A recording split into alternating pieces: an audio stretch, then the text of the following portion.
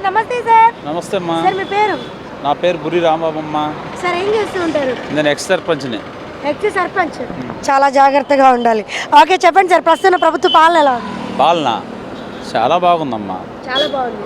Free bus పెట్టి ఆడవాళ్ళకి రైతులకి యూరియా కట్టలు ఇవ్వకుండా చాలా బాగా ప్రభుత్వం బాగుంది. రైతులు ఏడుస్తున్నారు. ఎందుకంటే మన చంద్రబాబు నాయుడు గారు నమ్ముకొని ఇంతమంది ఆయన్ని గదినెక్కిచ్చారు కదా, దానికోసమని రైతులను వదిలిపెట్టేసేసాడు. చక్కగా ముందు ఏరులే పారిస్తున్నారు చంద్రబాబు నాయుడు గారు. పాలన ఎందుకు బాగలేదమ్మా? ఏం పాలనమ్మా ఇది? ఇలా చేయొచ్చా చెప్పు? ఓట్లేసి అలా గెలిపించి అంత చేస్తే ఆయన్ని ఇట్లా చేస్తే రేపొద్దున మళ్ళీ రాబోయే కాలంలో రేపు పంచాయతీలు ఉన్నాయి, ఇవన్నీ ఎట్లా చేస్తారు? అతను తెలుసుకోవాలి. అది సీనియర్ అన్నాడు. ఏం చేశాడమ్మా సీనియరు? ఇప్పుడు పలానా పని చేశాడని చెప్పానండి. ఆర్బీకేలు ఏమైనాయి? అసలు ఆర్బీకేలు కనిపెడుతున్నాయా? ఆర్బీకేలు లేవు, హెల్త్ సెంటర్ లేవు.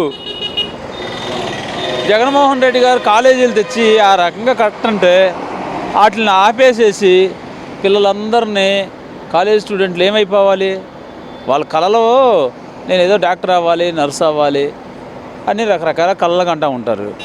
వాళ్ళకి అందరూ డబ్బులుండి చదివించలేని పరిస్థితి కదా. అలా చేస్తే కరెక్టా? సీట్లు ఇప్పుడే కొంత బాగా పెట్టండి. ఇప్పుడు ఆర్థిక పరిస్థితి బాగాలేదని చెప్తున్నాడు, మొత్తం పెట్టమాకండి. కొంత దృష్టి పెట్టి ఈ సంవత్సరానికి ఒక 4 కాలేజీలు 5 కాలేజీలు కొద్దిగా సాగించండి. అలా చేయకుండా అసలు కాలేజీలు పట్టించుకోకుండా మా స్కూళ్ళు నాడు నేడు కింద పెట్టి జగన్మోహన్ రెడ్డి గారు ఎంత చక్కగా చేశాడమ్మా. ఈరోజు కనీసం ఆ స్కూల్లో చూసే నాదుడు ఉన్నాడా? అసలు ఆ స్కూల్లో భోజనాలు జరుగుతున్నాయే లేవా?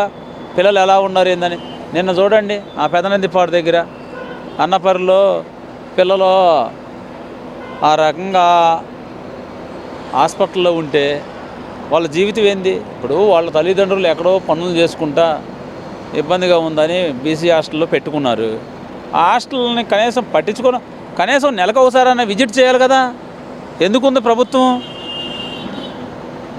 వాళ్ళు ఇష్టం వచ్చినట్టు చేస్తున్నారు. పిల్లలు ఆ రకంగా అనారోగ్య పాలైపోయారు. వాళ్ళు ఎవరో చనిపోతారు పిల్లలు. వాళ్ళ పరిస్థితి ఏమవుతుంది? వాళ్ళ తల్లిదండ్రులు కడుపు కోత ఎవరు తీర్చలేరు కదా ఎవరు. సరే ఆలోచించండి. చంద్రబాబు నాయుడు గారిని అంటలేదు మనం. ఏంటంటే ఆయన కూడా అన్ని విధాలు చూస్తున్నాడు, కానీ ఇవి కూడా చూడాలి కదా. రైతులకి యూరియా దొరక్క అల్లాడిపోతున్నారమ్మా. ఎందుకు అలా చేయాలా? దళారులేమో అమ్ముకుంటున్నారు. మా విలేజే ఉంది. నేను కలెక్టర్ గారిని వెళ్ళి కలెక్టర్ గారికి చెప్పుకొని వచ్చాము బాధలో. చెప్పుకుంటే ఆ కలెక్టర్ గారు, అయ్యా మీ ఆఫీసర్లను అందరినీ కూర్చోబెట్టించేసి మీ అందరికీ అందించే ఏర్పాటు చేస్తామయ్యా అని చెప్పుకొచ్చారు. రైతులందరికీ యూరియా కట్టలు ఇస్తామా అన్నారు. కొంచెం చూడండి సార్, మాకు ఇబ్బందిగా ఉందండి. దళారులు అమ్ముకుంటున్నారు 350, 400 లెక్కన కట్టలు కొనుక్కొస్తున్నామండి మేము.